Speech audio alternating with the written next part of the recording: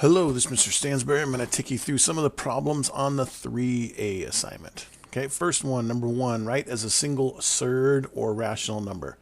So remember this surd here just means some kind of root of some sort or another. Okay, so root 11 times root 11 is the square root of 121, which simply equals 11. Okay, another way you could have looked at that is square root 11 times square root 11 is the square root of 11 squared, and then the root and the square cancel each other out, so we get 11 that way as well. Okay, root 2 times root 6 is the square root of 12, but now 12 actually has a perfect square factor in it, so we can actually simplify this. Easiest way probably to figure out how to simplify these is take them and start dividing them by perfect squares. So like 1 obviously is not going to do us a lot of good. So, but 2 squared is 4, and if you'll note, 12 is 4 times 3. So square root of 12 is the same thing as square root of 4 times square root of 3, right? So square root of 4 is just 2, so this would just end up being 2 root 3. Okay? Number 2, write as a single surd or rational number. So to get rid of that root 2 on the bottom, we simply multiply top and bottom by root 2. And we get root 12 times root 2 is the square root of 24. And then on the bottom, root 2 times another root 2 is the square root of 4. Now, let's see, square root of 4, we hopefully will recognize that as 2. And then actually square root of 24, if we take that and divide 24 by 4, divided by 4 gives us 6. So this is the same thing as the square root of 4 times the square root of 6. So that square root of 4 up there is also going to be 2. So we have 2 root 6 over 2. And these two numbers there will cancel out, and we'll just end up with the square root of 6. Okay? Also, and looking back on it, root 12 times divided by root 2, if you take 12 divided by 2, guess what you get? 6, and they're both roots. So that's probably the much easier way to do it, but that way works too.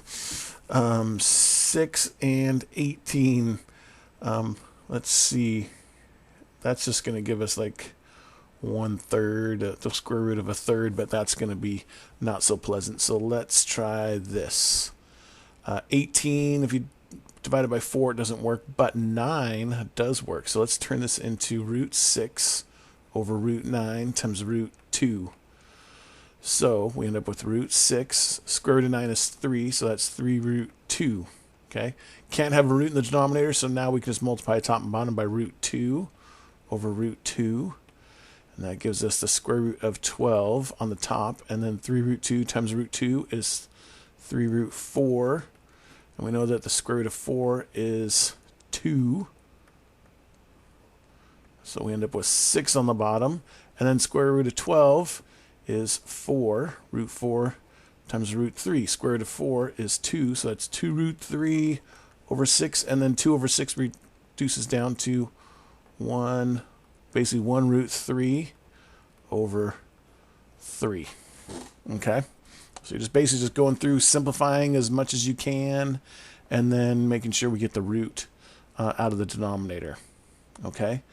The other way that we could have also done this is, yes, we could have divided both of those top and bottom by 6, and that would have given us just plain old, it would be the square root of 1, but that would just be 1 over root 3. And then we're like, hey, wait, we can't have a root in the denominator, so we multiply top and bottom by root 3. And that gives us root 3. Root 3 times root 3 is root 9.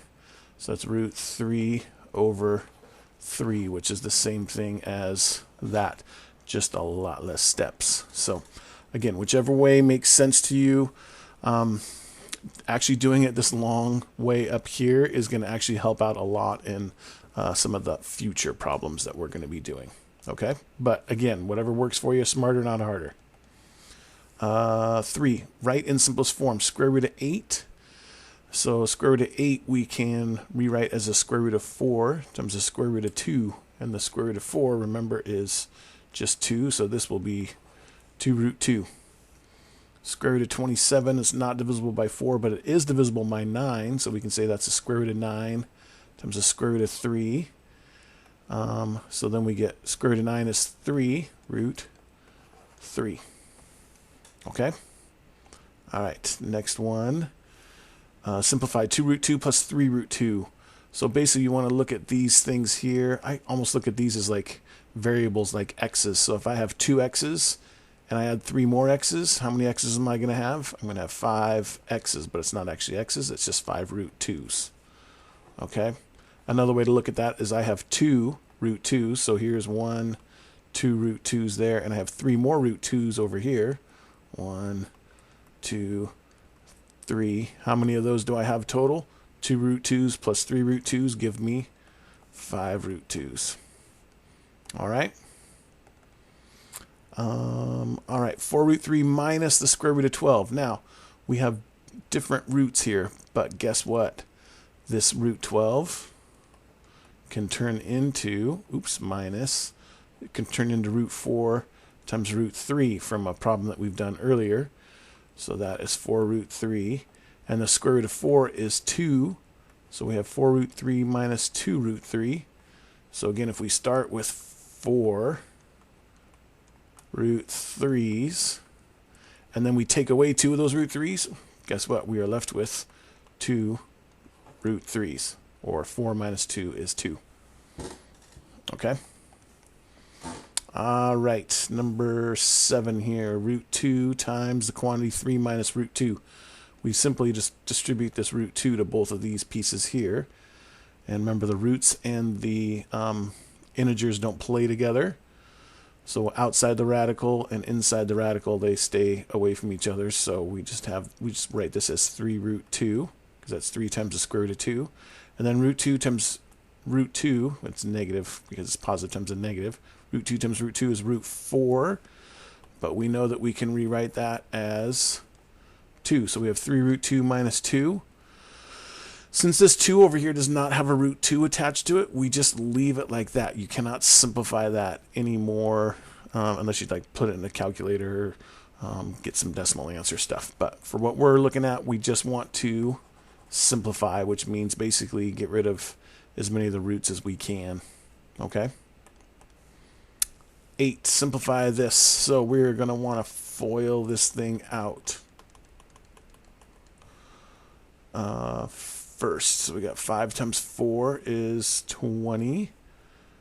Outside, 5 times root 2 is 5 root 2. Inside, we have root 2 times 4, so that's going to be 4 root 2. And then we have the last, root 2 times root 2. Positive times positive is a positive. Root 2 times root 2 is root 4, which we know is just 2. So then now we just collect like terms. 20 plus 2 is 22. 5 root 2 and 4 root 2 is 9 root 2. And we are done. Okay. Number 9, 3 plus root 2 squared. So I'm just going to get rid of that squared and just rewrite another 3 plus the square root of 2. And I'm just going to FOIL this thing out. Okay. So 3 times 3 is 9. Whoops. Move that around a little bit. 3 times 3 is 9. And then we got outside. 3 times root 2 is 3 root 2. And then we do inside here. All right, and that gives us another 3 root 2. And then we do, then we do the lasts, these two right here. Root 2 times root 2 is the square root of 4, which again we know is 2. So that ends up giving us 9 plus 2 is 11. And then 3 root 2 plus 3 root 2 is 6 root 2. Okay? All right. Last one, number 10, 3 plus root 7 times 3 minus root 7. So we can FOIL this out again. And actually, when I'm done with this, I will show you a different way to, if you don't really don't like foiling, I can show you a different way. I call it the stack method. But anyway, this here, 3 times 3 is 9. Outside, 3 times root 7, negative root 7 is negative 3 root 7. Make sure you pay close attention to the the signs, because that's really is going to have a big impact on our final answer. Positive root 7 times positive 3 is positive 3 root 7. And then root 7 times negative root 7 is negative root 49. And we know that square root of 49 is 7, so this is just negative 7. 9 minus 7 is 2. And then look, negative 3 root 7 and positive 3 root 7, these two are just going to cancel out, so our final answer is just going to be 2 on that. Okay? And then just really quick, stack method, 3 plus root 7. And then I'm going to put the other one underneath, 3 minus root 7. So it's just like doing a 2-digit by 2-digit multiplication. Oops, that's a 7, not a 2. So negative times a positive is a negative. Root 7 times root 7 is root 49. And then negative root 7 times 3 is negative 3 root 7. And then 3 times positive root 7 is a, and normally we put a 0 in there to hold this place, right? 3 times root 7 is 3 root 7. And then 3 times 3 is 9. And it's kind of nice because it lines these up to show that those two cancel out. That's 9. And that 49 turns into a 7, so that's minus 7, gives us 2 that way as well. Okay? All right, that's all there is for the 3A assignment. If you have any further questions on any of this or anything else from the assignment, please feel free to ask. Thanks.